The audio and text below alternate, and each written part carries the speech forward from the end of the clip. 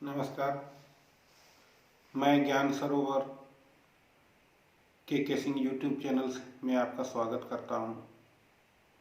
दोस्तों, आजकल मीडिया पर छाए रहने वाले एकीकृत पारा शिक्षक संघ के बारे में मैं आपको कुछ बताना चाहता हूं। अगर ये मेरा वीडियो आपको अच्छा लगे तो ज़रूर सब्सक्राइब कीजिएगा, लाइक कीजिएगा, शेयर कीजिएगा। दोस्तों, आजकल झारखंड राज्य में पारा शिक्षक अपने आंदोलनरत हैं। एकीकृत संघर्ष मोर्चा के आह्वान पर इन्होंने अपनी मांग रखने के लिए सरकार को दबाव बनाए हुए हैं। वस्तुतः देखा जाए 2002 में यहाँ शिक्षा मित्र के नाम से पारा शिक्षकों का चयन हुआ था। 4 घंटा पढ़ाया जाता था। 4 घंटा पढ़ाया जाता था, उसके एवज में इन्हें 1000 रुपया मानदेय मिलता था। 2003-04 में सरकार ने इसे अपने अधीन में लेकर सर्व शिक्षा अभियान के तहत प्रत्येक दिन रेगुलर क्लास की तरह विद्यालय में पठन पाठन चालू किया। बाद में 2008 तक पारा शिक्षकों की इन्होंने बहाली की। सर्वप्रथम पंचायत व्यवस्था के तहत शिक्षा मित्रों का बहाली हुआ। बाद में ग्राम शिक्षा समिति के द्वारा इनकी बहाली प्रक्रिया चली और प्रखंड शिक्षा समिति के अनुमोदन के पश्चात ये अपने विद्यालय में पढ़ाने लगे। इनका अल्प मानदेय 1000 से बढ़कर 2000, 2500, 3000, 4000 क्रमशः इस प्रकार प्रत्येक वर्ष सरकार कुछ न कुछ बढ़ाती गई। पूर्व में झारखंड मिलीजुली सरकार के चलते इनका स्थायीकरण संभव नहीं होने पाया और ये बराबर सरकार से दबाव बनाए रहे। प्रत्येक वर्ष इन्होंने अपना आंदोलन किया, लेकिन केवल इन्हें लाभ कुछ 100 रुपयों की बढ़ोतरी के बाद अंत हो गया। इनका कार्यकाल वर्तमान स्थिति देखा जाए तो 2002 से अभी तक 15-16 वर्ष हो चुका है। इनकी उम्र सीमा भी अब अन्य नौकरियों की जगह पर आने में सक्षम नहीं है। ये उम्र सीमा पार कर चुके हैं। सर्वप्रथम इन्होंने अपने यूनियन के द्वारा सरकार को दबाव बनाते हुए अपनी मांग रखने लगे। मिलीजुली सरकार में इनका मानदेय बहुत कम रुपयों के द्वारा बढ़ा। राज्यपाल शासन में जिस समय राष्ट्रपति शासन हमारे राज्य में लगा, उस समय राज्यपाल के द्वारा इनको 50% का आरक्षण सरकार द्वारा मुहैया करवाया गया, जो राज्यपाल के द्वारा ही किया गया। वस्तुतः इनकी संघर्ष चलते रही। जो भी सरकार आई झारखंड में, इन्हें आश्वासन का घूंट ही मिलता गया। इनकी मुख्य मांग है समायोजन, वेतनमान वृद्धि, लेकिन सरकार इस पर गंभीर नहीं है। इनकी आस जगी कि भाजपा को अगर सरकार बनती है झारखंड में तो भाजपा सरकार हमारी कल्याण कर देगी। पूर्ण बहुमत की सरकार बनी झारखंड में बीजेपी की। इन्हें पूर्ण उम्मीद थी कि ये हमारी समस्याओं का समाधान अवश्य करेंगे, लेकिन वही ढाक के 3 पात।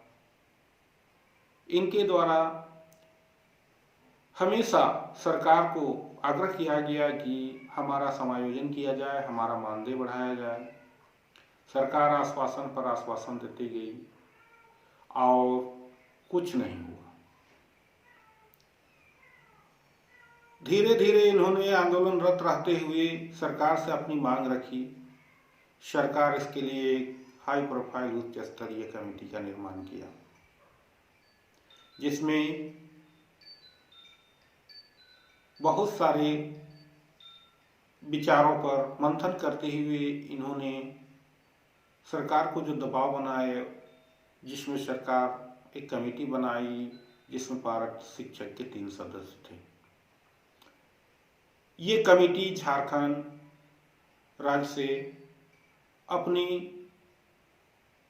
बातों को जानने के लिए बिहार, छत्तीसगढ़, ओडिशा, बंगाल इत्यादि राज्यों का भ्रमण किया और वहाँ के नियमावली का आकलन किया और पारा टीचर के उचित हल के लिए इन्होंने प्रयास किया।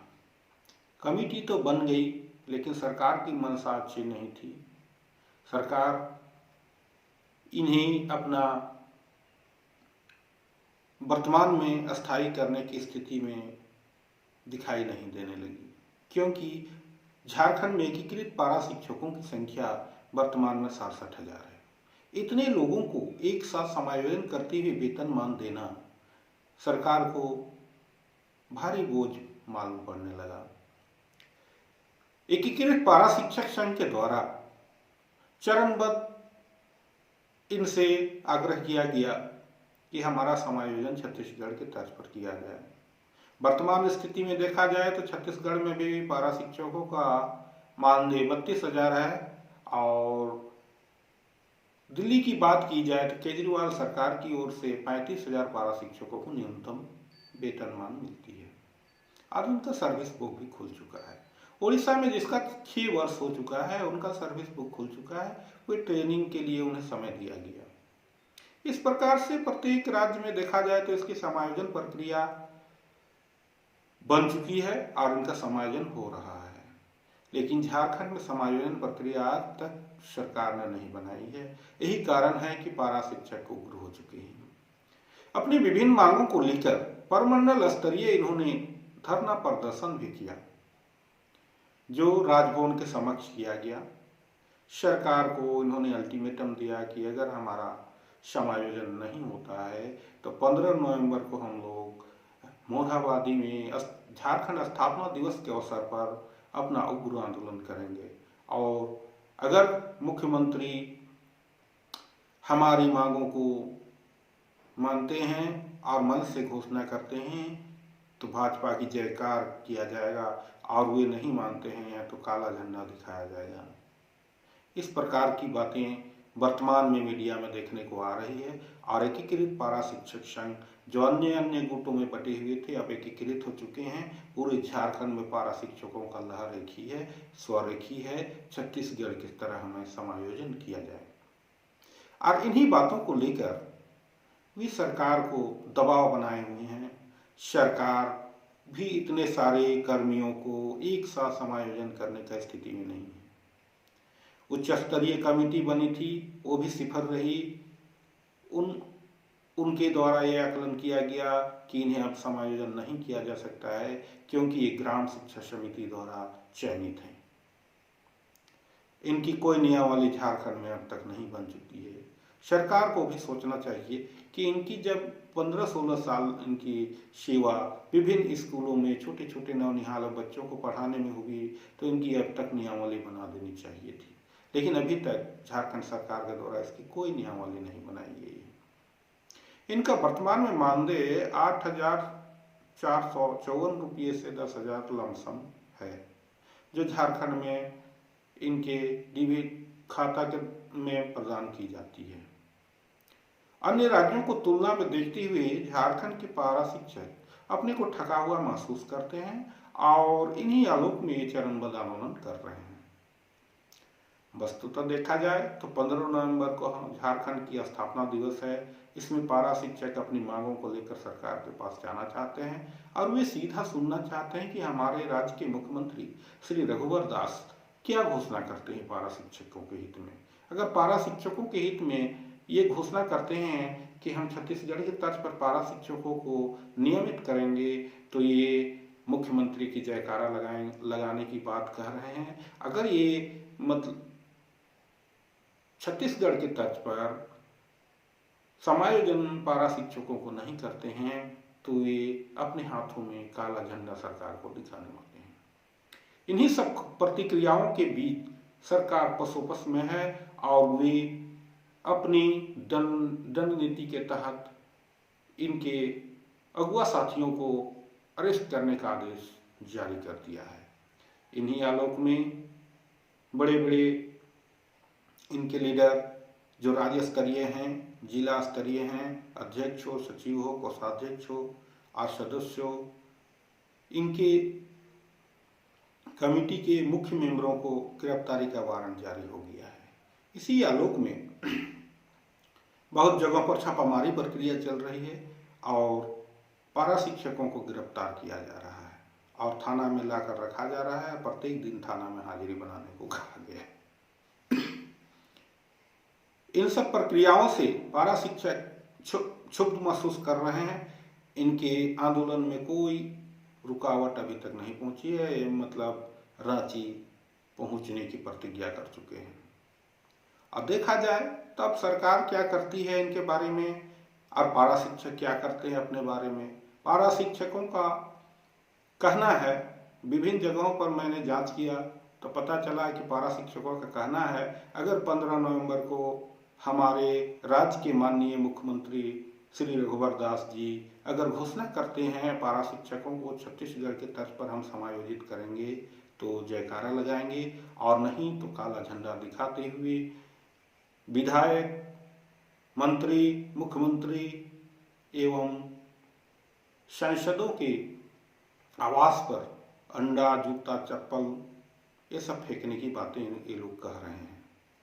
अब वस्तुतः क्या होती है आगे देखा जाए, लेकिन हमें लगता है कि इतने सारे पारा शिक्षकों को एक साथ समायोजित करने में सरकार को भी कशमकश मालूम पड़ती है।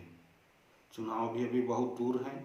सरकार अपनी मंशा रखी हुई है कि क्या इसका समायोजन किया जाए अथवा नहीं, ये तो ज्ञात नहीं है, लेकिन पारा शिक्षकों को जिद अड़ा हुआ है। अगर 15 नवंबर को उनके समायोजन की बातें नहीं होती है तो 16 नवंबर से ये हड़ताल करने में उतारू हो जाएंगे, ऐसा इनका कहना है। और अगर हड़ताल होती है तो सीधी तरह झारखंड के नौनिहालों बच्चों पर इसका असर पड़ेगा। साथ ही वर्तमान परिप्रेक्ष्य में देखा जाए तो सरकार के मुख्य सचिव श्री AP सिंह के द्वारा बयान आया है कि जो शिक्षक 15 नवंबर को विद्यालय में अनुपस्थित रहेंगे और किसी तरह से इस आंदोलन को असम में शामिल होकर वे रांची आते हैं तो उसकी फोटोग्राफी की जाएगी। अन्य स्रोतों से भी उनकी जानकारी लेकर उन्हें बर्खास्त किया जाएगा, ऐसा उनके तरफ से बयान आ चुका है। इन सब बयानों से पारा शिक्षकों में उग्रता देखने को मिल रही है और वस्तुतः देखा जाए तो पारा शिक्षक आंदोलन के मूड में है। अब ये देखना है कि सरकार क्या करती है और पारा शिक्षक कहाँ तक करते हैं। लेकिन इन सब बातों को मद्देनजर देखा जाए तो विद्यालय में पढ़ने वाले छोटे छोटे बच्चों के भविष्य पर एक खिलवाड़ मालूम होता है। सरकार को भी इनके बारे में सोचना चाहिए और पारा शिक्षक संघ एकीकृत मोर्चा को भी इसके बारे में सोचना चाहिए और इस पर एक निष्कर्ष निकालना चाहिए कि बीच का रास्ता क्या हो सकता है। मैं पल पल की खबर आप पर पहुंचाता रहूंगा। इस वीडियो को अगर आप पसंद करते हैं दोस्तों तो इसे लाइक कीजिए, शेयर कीजिए, कमेंट कीजिए और सब्सक्राइब करना मत भूलिए, ताकि मैं आपको नया नया वीडियो एकीकृत पारा शिक्षक संघ और विभिन्न घटनाओं के बारे आप तक पहुंचाता रहूंगा। जय हिंद, जय भारत।